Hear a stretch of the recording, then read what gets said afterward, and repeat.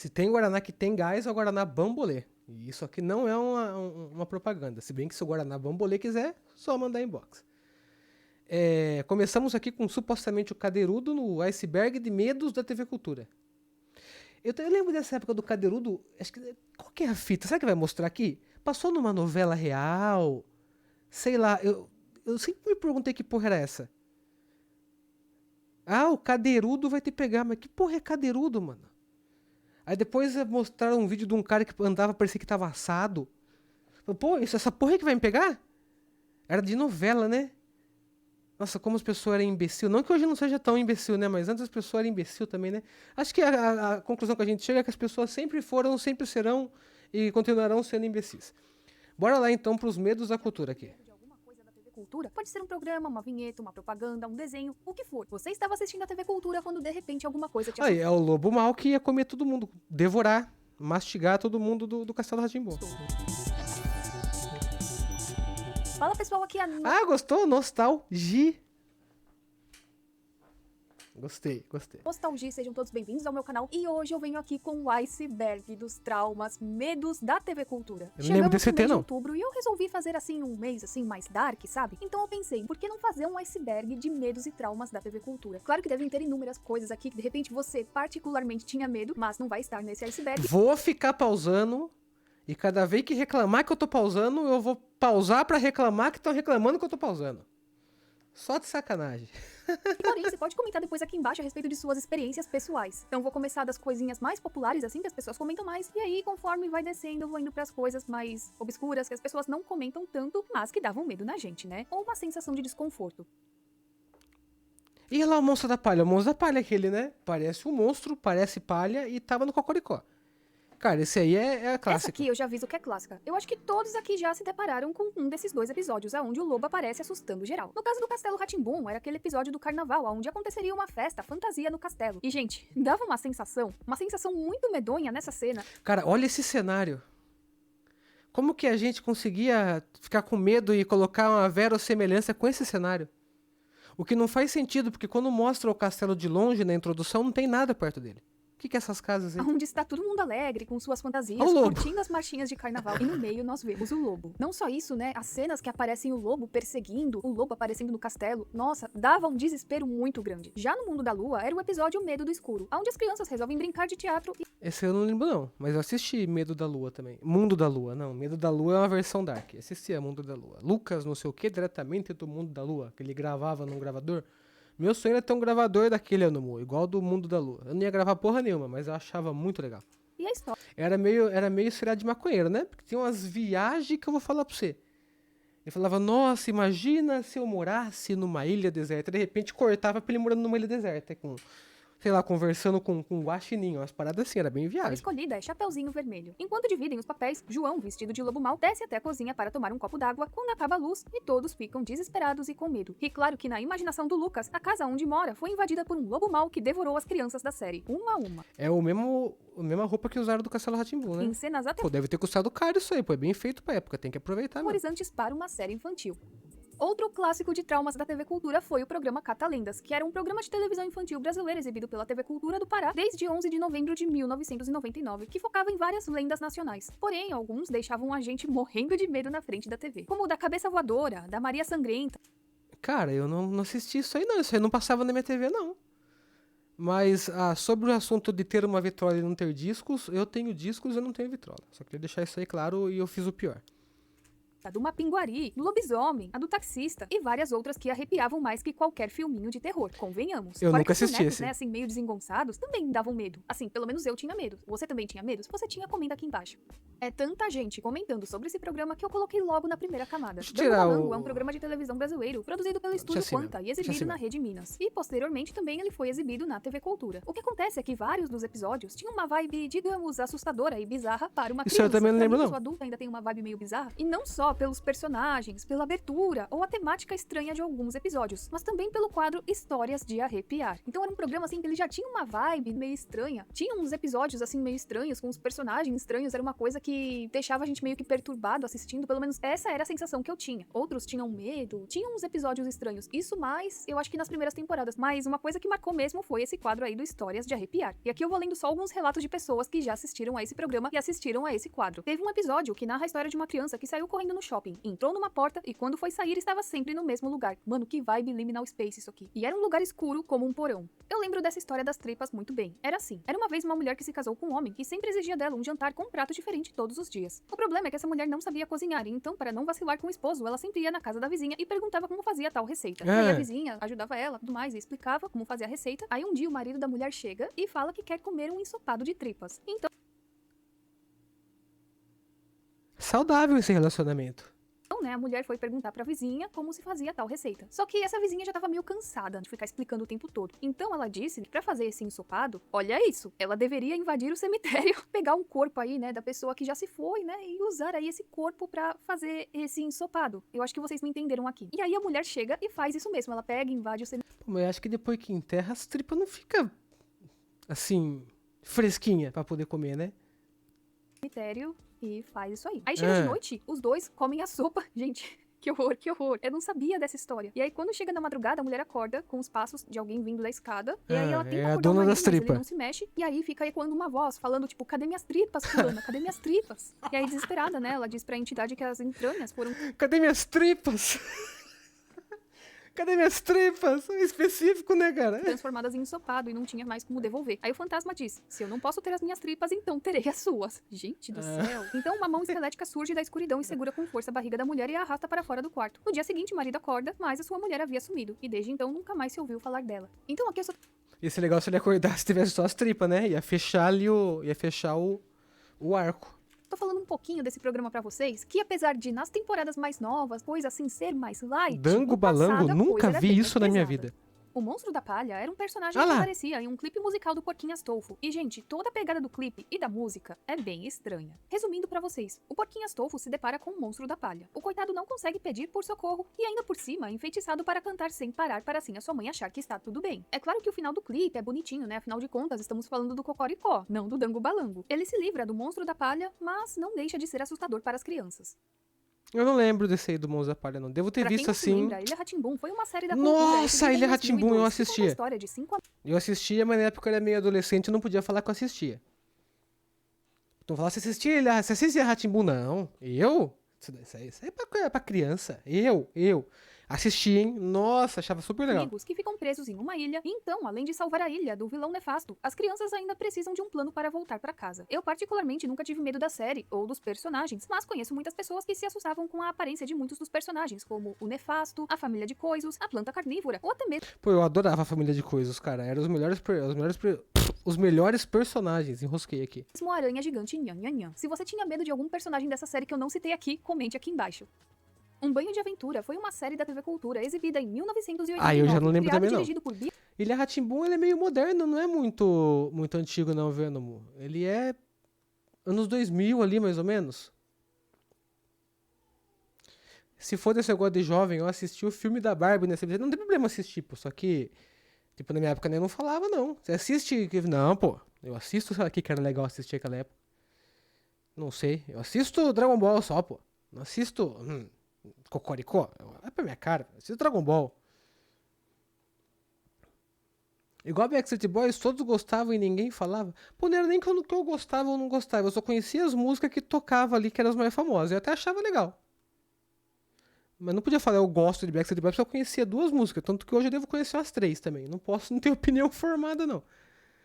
Rosenberg, como um especial para o fim do ano. É também conhecida popularmente como Cadê o Léo, devido à música Aconteceu isso com Chiquititas também. Na minha época. Primeira vez que passou Chiquititas, a original lá. Passava o Disney Cruise, que era o Cruise Tchau, lembra? O Comitê Revolucionário Ultra Jovem, lembra? Que tinha os desenhos, passava Marsupilame, passava Pateta e Max, essas paradas, e depois passava Chiquititas, né? E eu assisti, eu maratonei Chiquititas ali, até da primeira temporada até, sei lá, quando eles tinham a casa na árvore. Eu assisti tudo. Mas saia na locadora, por exemplo, de videogame aqui, a molecada fala que não assistia, não. Falava, não, eu assisto lá o Disney Cruise, depois que acaba eu mudo de canal. Ah, muda o quê? Você ficava torcendo ali pro Mosca ficar esqueci o nome da principal ali, Camille. Agora vem meter pra mim que não assisti aqui pra vocês, ó. Da abertura. E conta a história do Júlio, que é um menino que tem como melhor amigo um leãozinho de pelúcia chamado Léo. O Léo tem uma fobia por água e por isso detesta tomar banho. Contrariando ao seu filho, a mãe de Júlio envia Léo para uma lavanderia, já que estava muito sujo. O problema é que ele não volta e começa a busca de Júlio por seu amigo. Durante a noite, Júlio invade a lavanderia e acaba sendo sugado por uma das máquinas. E assim é levado para um mundo fantástico, onde conhece vários outros personagens e segue a sua aventura pelo mar. Em um bar, Júlio é guiado por alguns marujos e vai para a ilha de Melancuca, um lugar tido como muito perigoso, cheio de criaturas estranhas. E depois de vários apuros, Nunca vi Júlio isso e na Léo minha vida. conseguem fugir da ilha e voltar pra casa. E se a história já causava um certo desespero, os personagens causavam ainda mais. Eu não preciso falar nada, né? Eu acho que vocês já observaram aqui. Apesar de sua exibição curta, a Escola dos Monstros assustou muitas crianças. Isso por conta de sua temática, que ensina um pouco sobre o folclore japonês, Nunca apresentando vi. criaturas yokai, traduzido para o português como monstros, interagindo com o protagonista Nobiru, um dos únicos humanos na cidade dos monstros. E a maioria das pessoas relatam sustos com a professora Okiko, quando ela perdia o controle com os alunos, assim mudando as suas feições.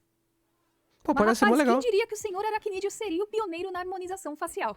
Bom, brincadeiras Nossa, à que parte, coisas o seu aracnídeo horrorosas. era um personagem do desenho Os Amigos da Miss Spider, exibido na TV Cultura nos anos 2000. E além dessa aparência que deixava as crianças com medo, ele também era um personagem rabugento que vivia incomodado com as outras crianças filhas da Miss Spider. Mas no fundo ele era uma boa pessoa. Isso ainda fica mais claro quando o mesmo se torna pai. Sua aparência dele, assim, sabe, que dava uma assustada nas crianças. Pingu's Dream, ou O Sonho de Pingo, é o quem que tem medo do 26º e Pingo? último episódio da primeira temporada de Pingo. E nesse episódio, Pingo adormece enquanto a sua mãe lê uma história pra ele dormir. Em seu sonho, o Igloo começa a levitar para cima e para baixo, antes de voar para longe. Em seguida, sua cama brota um par de pernas e se move ao redor. E embora chocado no início, Pingo acha muito divertido, sem saber que uma morsa gigante está observando ele de longe. Isso aqui dava uma aflição muito grande, além de que o design dessa morsa era algo muito assustador. E a morsa finalmente alcança o Pingo Design is my passion. e esticá-lo. E enquanto a cama tenta escapar, a morsa pega o colchão e come como se fosse uma barra de chocolate. Tudo pra deixar a coisa mais medonha. E quando a morsa está distraída, Pingo e a cama fogem. E o Pingo de repente tropeça em uma borda e cai na encosta da montanha. No minuto em que aterriza no fundo, Pingo vê que a montanha nevada é na verdade sua cama. E percebe que a desventura foi apenas um sonho. Ou melhor, pesadelo. E o que aconteceu com esse episódio? Bom, é óbvio que ele deixaria aí várias crianças com medo. E vários pais não gostaram disso. Então houve várias reclamações. E meio que esse episódio ele foi banido. Por conta aí da morsa gigante ser muito assustadora para os espectadores mais Banido. jovens. Além disso, ele também foi retirado da televisão britânica em 2003. No entanto, ainda foi transmitido nos Estados Unidos e também foi lançado em DVD, mas não foi lançado em VHS pela própria BBC devido à grande controvérsia deste episódio. Além disso, dizem que o episódio foi ao ar na PBS em 2006 e no Brasil eu tenho lembranças de assistir esse episódio lá em 2006 quando o Pingo voltou a ser reprisado, quando os episódios passaram por uma remasterização e aí eu lembro de conseguir assistir esse episódio e de achar um tanto bizarro. Na época não me deu medo, né? Eu já tinha uns 12 anos por aí, mas eu achei um tanto bizarro, estranho e amedrontador para crianças mais novas. Eu não esperava. Pingo eu não assisti mesmo, não é da minha época. Eu já tava velho de verdade, não era de, agora eu sou velho, pastor. Realmente eu não assistia mais. Por isso, mas muitas crianças tinham medo do professor Tibúrcio, por conta de sua aparência. Eu, É o Marcelo Taz, né? Hoje acho que todo mundo sabe, né? Que o professor Tiburcio é o Marcelo particularmente, Taz. nunca tive medo dele, mas conheço relatos de muitas pessoas que tinham pavor do personagem. E não era só do Tibúrcio que algumas crianças tinham medo quando falamos de Rá-Tim-Bum. Muitas também falam do medo da esfinge, dos Eu nunca porcos tive tomando medo da banho, do esfinge. pinguim da geladeira, ou daquele quadro das setas indicando para cima e para baixo. Vocês por acaso lembram desse quadro? Porque desse aí eu tinha lembro medo. Mas e quanto a vagamente, você? vagamente. Eu só não tinha medo nem desmedo. Eu só achava que tá enchendo linguiça entre uma atração e outra. De que coisa do Rá-Tim-Bum você mais tinha medo? Comente aqui embaixo. Contos de Fadas foi uma série estadunidense produzida entre 1982 a 1987. Eu assisti alguns e foi criada episódios. pela renomada atriz norte-americana Alguns. Shelley Duvall. E os seus episódios já foram exibidos no Brasil pela TV Cultura durante vários anos. Embora muitos amassem a série, eu também adorava essa série, a mesma causava um certo desconforto e medo em quem assistia. Já começa pelo fato de que os contos apresentados não são as versões da Disney, com aquela coisinha fofinha, feliz no final, mas sim as versões mais antigas. E a premissa da atração era contar famosas histórias infantis como Cinderela, Branca de Neve, A Bela Adormecida, O Gato de Botas, entre outras, de maneira bem realista, levemente sombria e bastante fiel ao clima original dos contos. E a própria Shelley comentou que ela foi atrás dos contos originais, independente se tinham finais felizes ou não. Além disso, muitas vezes as fantasias dos personagens também causavam medo. Quem diria que os Eu lembro que eu assisti só do João e Pé de Feijão, nesse Contos de Fadas. Eu não lembro de ter assistido o outro, mas eu vou ter assistido. O Monstro Te Mordeu... Que Monstro Te Mordeu? É filme? Essa pergunta já deixa apto que eu não assisti, né? Eu também achava o Gloob Gloob legal, cara. Não tem nada de assustador. Estranho, peixe com cara, mas não assustador. Os peixinhos Gloob, Gloob, a Caranguejo e o Carol assustariam várias crianças. Sim, eu sei que não eram todas as crianças na época. Eu mesma nunca tive medo. Pô, é um Mas chroma existem key muito muitos bem relatos de feitinho, pessoas cara. que se sentiam incomodadas por conta da fantasia deles, que eram aí animais marinhos com rostos humanos, e isso soava meio estranho pra várias crianças dos anos 90. Além disso, tinha aquele episódio do crossover do Castelo, com esse mesmo programa, no Ah, qual é aparecia um verdade, tubarão tem mesmo. perseguindo os personagens. Uma das coisas mais medonhas do Castelo Rá-Tim-Bum foi ver o tio Victor com essa máscara de monstro. Inclusive, eu lembro de, na época, ter um pesadelo bem cabuloso com isso. E se trata aí do episódio 52, intitulado de Mania de TV. E nesse episódio, o pessoal do castelo fica vidrado horas na TV para assistir um filme. Mas quando esse filme ia começar, a TV desliga sozinha e o castelo fica cheio de pegadas. Eis que todas as luzes do castelo se apagam e um monstro surge no castelo sem mais nem menos. Nino e seus amigos se Bem sutis essas pegadas, né? Não é uma fita isolante cortada em forma de escondem no pegada. quarto e tentam entender a situação. E eis que eles veem a Penélope chegar no castelo e ser raptada pelo monstro. Vendo aquilo, Nino não pensa duas vezes e começa a procurar o seu anel de magia, criado Cara, para não situações lembro de disso. emergência. E com o anel, Nino se transforma num super-herói e consegue derrubar o monstro, descobrindo que na verdade ele era o Dr. Victor e que ele tinha combinado aquilo com a Penélope, né? Ou seja, tudo aí combinado para tirar aí o pessoal da frente da TV. Mas mesmo assim, não deixa de ser um episódio que deu muito medo na gente.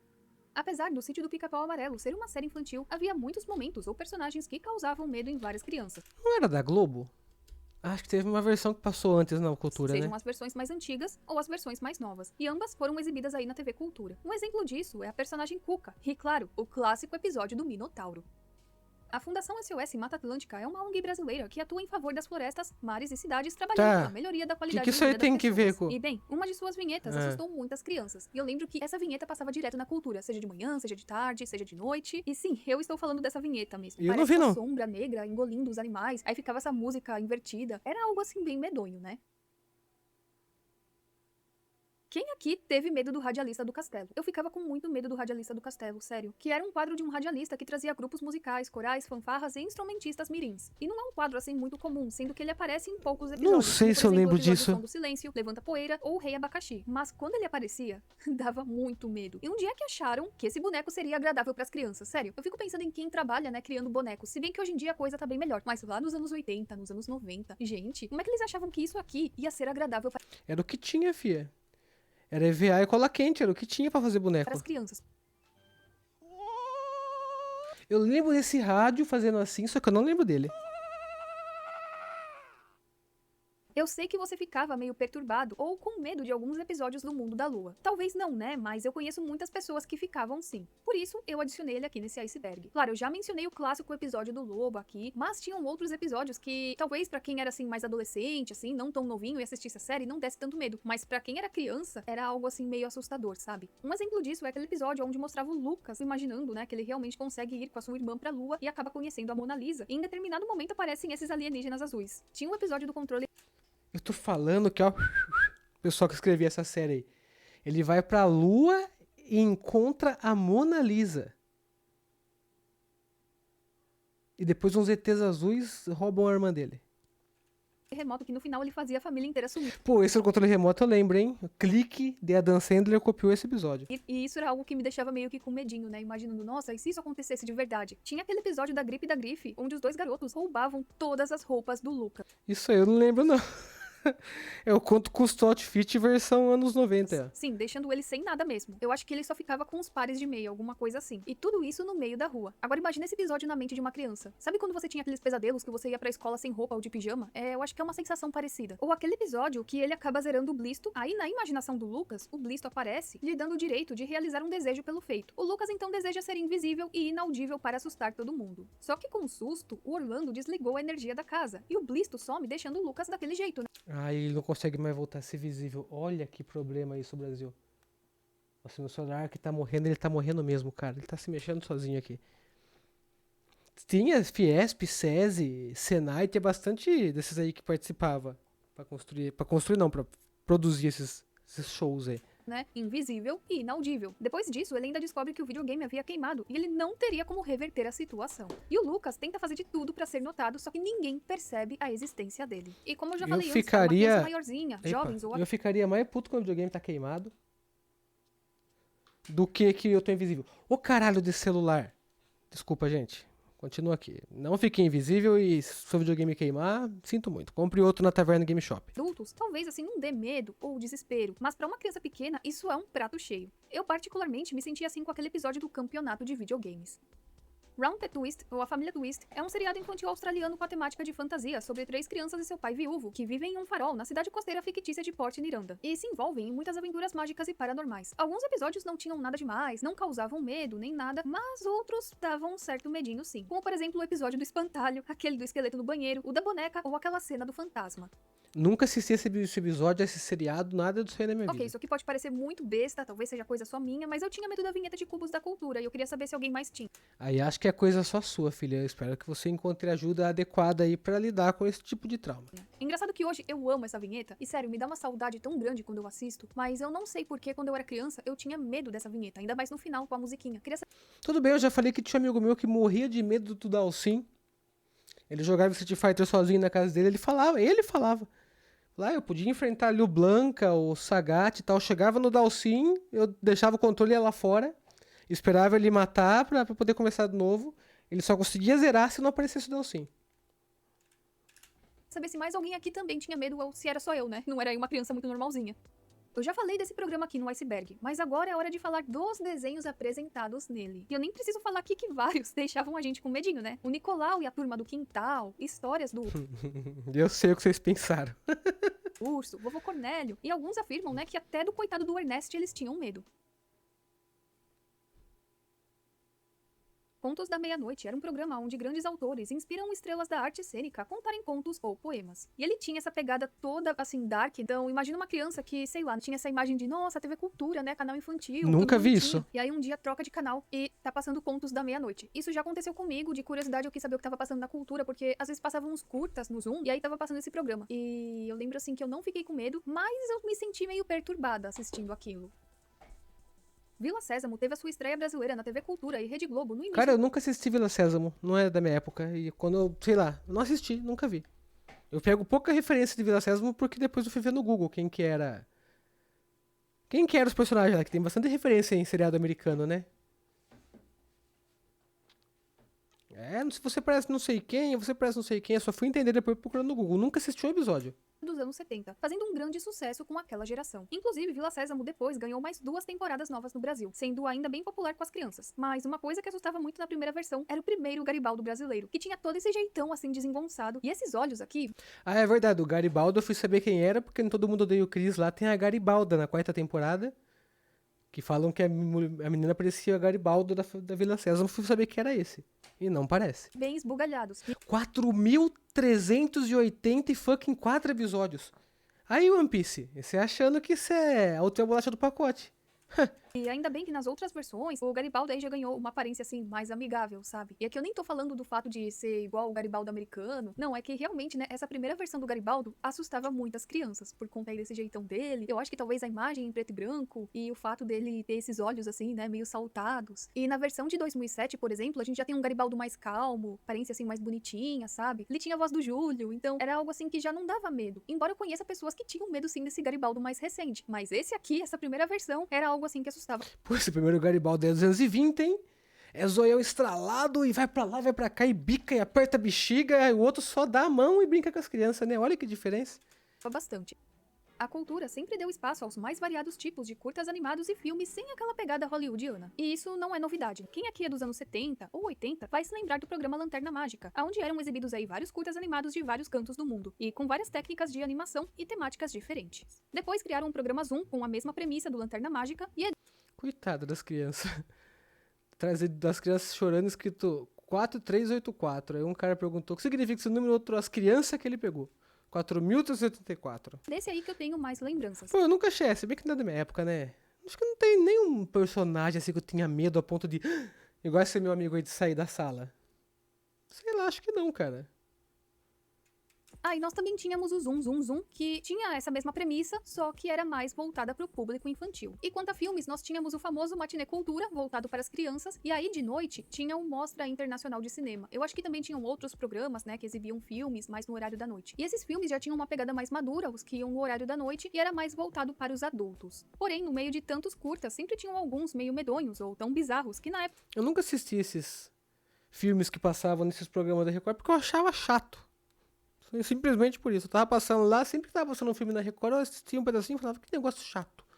Aí ia pro, sei lá, SBT. Nos deixavam com medo. Infelizmente, eu muitas vezes recebo inúmeros relatos perguntando se eu me lembro de determinado curta, falando se eu já assisti, se eu tenho alguma lembrança, mas o problema é que eu me esqueci de boa parte deles. Além disso, é meio difícil encontrar eles na internet, porque às vezes a pessoa só dá o relato, só que fica meio complicado de encontrar na internet. Mas mesmo assim, não deixa de comentar, porque às vezes alguém vai ler o seu comentário, essa pessoa tem uma mesma lembrança, e aí quem sabe, essa pessoa não pode te ajudar a encontrar o tal curta. E bem, o mesmo acontecia com filmes, que geralmente iam ao ar na Mostra Internacional de Cinema da Cultura. Um bom exemplo disso foi a exibição do filme Fausto, de Janis Schwankmajer, que, nossa gente, essa propaganda aqui já dava um medo. Imagina o filme. E você tem lembrança de algum filme assim, que deu medo, que passou na cultura, ou até mesmo... Sábado 10h30 eu tava dormindo, tio, era criança, chato. Curta? Comenta aqui embaixo, mesmo que eu não me lembre, alguém mais pode se lembrar.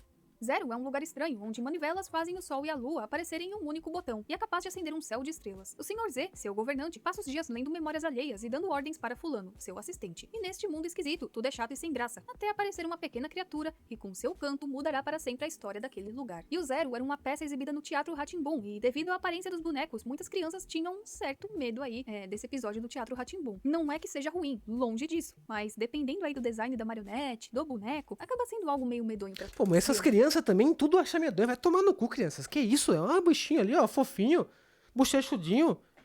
Ai, que tudo medonho, medonho, medonho. Que isso, gente? Mas isso não significa que seja ruim. Nos anos 90, tinham várias propagandas antidrogas com atores e personagens famosos Nossa, essas propagandas era horrorosa mesmo. Da época. E como no final dos anos 90, Castelo Rá-Tim-Bum estava em alta, o Nino ganhou a sua propaganda, que tem um ar bem medonho para muitas crianças. Eu quero ver alguém mais se lembrar desse quadro do X-Tudo. Nas temporadas mais recentes do X-Tudo, havia um quadro onde um homem com seu rosto pintado fazia mímicas. Na verdade, era algo como artistas de rua, né, que fazem vários... Lembro vagamente disso, cara. Tipos de mímica. E para... O que eu lembro do X-Tudo é que tinha um quadro que ensinava receita. O X-Tudo era um programa que tinha vários quadros dentro.